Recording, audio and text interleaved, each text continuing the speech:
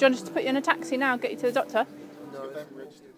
People's lives are at risk all year round when sleeping rough, but that risk intensifies when the weather gets colder.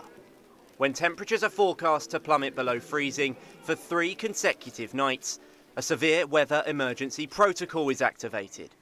Known as SWEP, it ensures councils across the region open additional accommodation to make sure everyone is inside. I'm just calling to see if you've got any spaces for someone in SWEP tonight. Charities like St Mungo's send outreach workers to find vulnerable people sleeping on the streets across the southeast. Sometimes they want to stay outside, but it's up to people like Ellie to encourage them not to. Get a good night's sleep. And if you don't want to come back the next night because you've just done one night, let's just play it by ear, yeah? But please stay. When the weather's like this, that conversation can be a matter of life and death.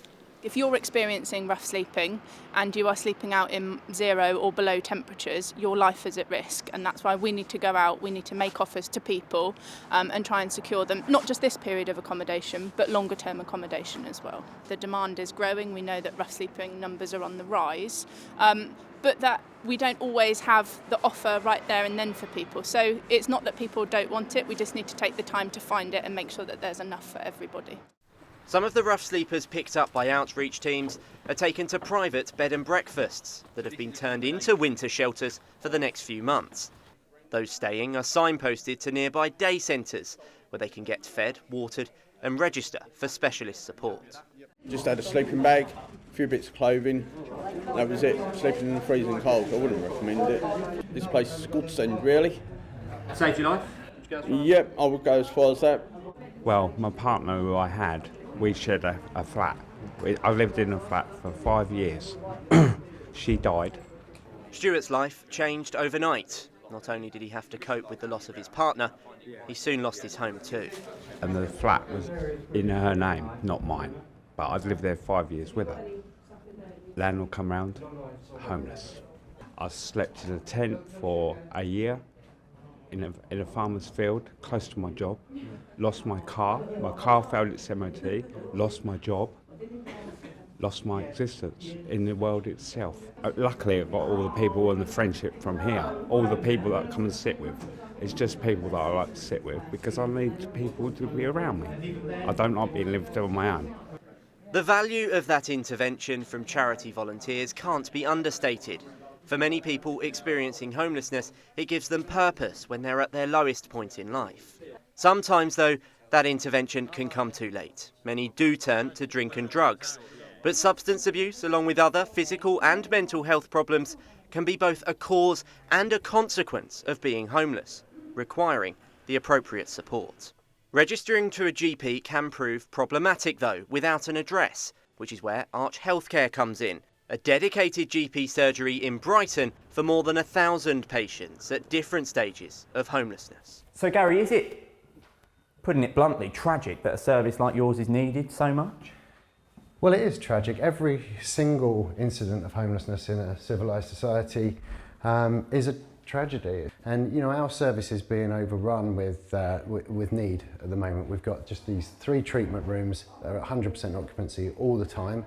We're turning away people for appointments every day at the moment, and that's only going to increase over the winter. How did you feel having to turn people away? Oh, it's really hard for the team every day on the phones and people coming in. You have to come back and try again tomorrow and those kind of things. But the space is what the space is, and the workforce is the workforce that we have, and resources are limited. But we do everything that we can to keep people safe and healthy over the winter. Increased waiting times for NHS operations and treatments are having a knock-on effect for vulnerable patients here who have complex needs, keeping them stuck in the system. Sheila changed her name from Shane. She's been experiencing homelessness on and off for 20 years while working in the sex trade, and now wants to transition into a woman. I was a sex worker and I changed it, trying to change my life and not to do it anymore. All the time I was working and trying to get away from all that, I said I was homeless. I can't work being who I want to be because I'm drinking a lot. And I want to cut that down. I want to go to rehab and stop drinking so I can be who I want to be. I can't wait to have sex change and be a woman and show people that I am who I am now. Porchlight is warning that Kent faces a £5 million annual shortfall because of cuts by the county council. It is district and borough council's responsibility to support those experiencing homelessness, but the charity claims this decision is short-sighted and will have brutal consequences. What it does mean is that we're going to have to reduce some of our services. We will no longer be able to help people at risk of homelessness.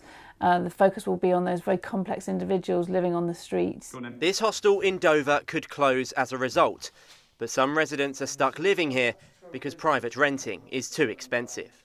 And the thing is with homelessness, it's a pandemic. Do you know what I mean? And if it's not dealt with, it's a vulnerable service. You know, if the government said, right, we're not going to put money into the NHS anymore, there'd be a massive uproar.